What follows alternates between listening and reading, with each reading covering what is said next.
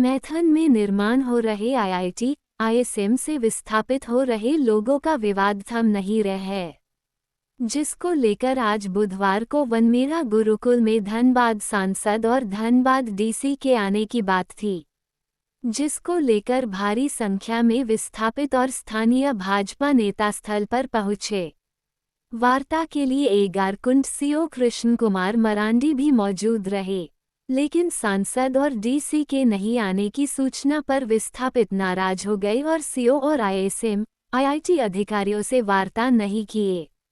विस्थापितों का कहना है कि जब तक संसद और धनबाद के डीसी नहीं आते हैं तब तक ये समस्या का समाधान नहीं होगा। हमारा मांग है कि हम यहाँ वर्षों से रह रहे हैं, संस्था द्वारा बॉडी वॉल किया जा रहा है, इसमें लगभग 10 दिन भर घर स्थापित हो रहे हैं। हमारा यही मांग है कि जो बाउंड्री किया जा रहा है संस्था द्वारा उसे थोड़ा तिरछा करके किया जाए ताकि हम सभी बेघर होने से बच सके।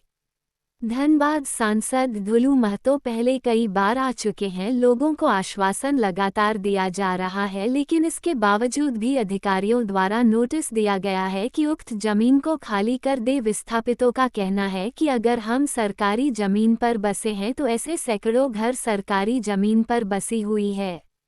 नियम के अनुसार सभी घरों को तोड़ा जाए, नहीं तो हमें हमारे घर उजड़ने से रोका जाए। वही लोगों में घर खाली करने का डर सता रहा है। उनका कहना है कि हम लोग दिहाड़ी मजदूरी करते हैं तो कोई किसी के घर में झाड़ू पोछा का काम करता है और यहाँ पर बचपन से रह रहे हैं। ऐसे में अगर घर को तोड़ दिया जाएगा तो दोबारा हमारा आशियाना बना मुश्किल हो जाएगा, हम बेघर हो जाएंगे। सरकार और अधिकारी से मांग करते हैं कि हमारा घर को नहीं तोड़ा जाए, कोई विकल्प व्यवस्था निकला जाए। हम सभी आईएसएम, आईआईटी के निर्माण में कोई बाधा नहीं बनना चाहते हैं। होना चाहिए जरूरी है, लेकिन हम लोग के पास कहीं कोई रहने का साधन नहीं है सर। हम लोग झोपड़ी बना करके रह रहे हैं सर, आज से कम 20-25 साल से। बाउंड्री के अंदर कितने घर आ रहे हैं आप लोग को, कितने परिवार हैं? लगभग 11 घर है। अच्छा, आप लोग को मांग है कि बाउंड्री तो तिरछा है ना? हाँ, बाउंड्री थोड़ा तिरछा हो जाए बस। ये आप लोग हम लोग का रहने का कोई जगह आसियाना नहीं है सर, कहीं ठिकाना नहीं है। कितना साल से यहाँ रह रहे हैं आप लोग? हम लोग कम से कम 20-25 साल से रह रहे हैं। और तोड़ना है तो बड़ा बड़ा बिल्डिंग भी है सर, 73 में। हम लोग को सबको बचा लीजिए सर, हम लोग यहाँ से कहाँ जाएंगे। पिछले कितने वर्षों से आप लोग यहाँ रह रहे हैं? हम लोग 40-50 साल से है सर। हमारा सास ससुर, हमारा बाल बच्चा सब नाती पोता वाला हम हो गए। हम लोग को मत हटाइए, हम लोग क्वार्टर में काम करते हैं, दया कीजिएगा हम लोग के ऊपर। हम बहुत गरीब हैं, हम घर नहीं बना सकते, हमको बचा लीजिए सर।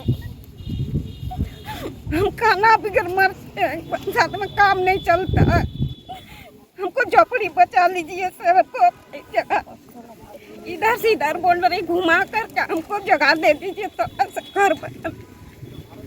2 साल नोटिस किए थे कि जिसका जिसका ज़मीन है, आज डीसी महोदय भी आने वाला थे, सांसद महोदय जी भी आने वाला थे, और एक देख रेख में एक निगोशिएशन होना था कि ज़मीन में किस तरह से आईएसएम में बाउंड्री होगा कि नहीं होगा, और कि जो गरीब के घर जा रहा है वो बचेगा कि नहीं, इसी के लेकर वार्ता होना था। लेकिन नहीं आने के कारण ये वार्ता स्थगित हो गया। और यहाँ सीओ साहब का कहना है कि हम लोग तोड़ेंगे, लेकिन 373 में बहुत सारा मकान आ रहा है, एक मकान में स्टे ऑर्डर भी आ गया है।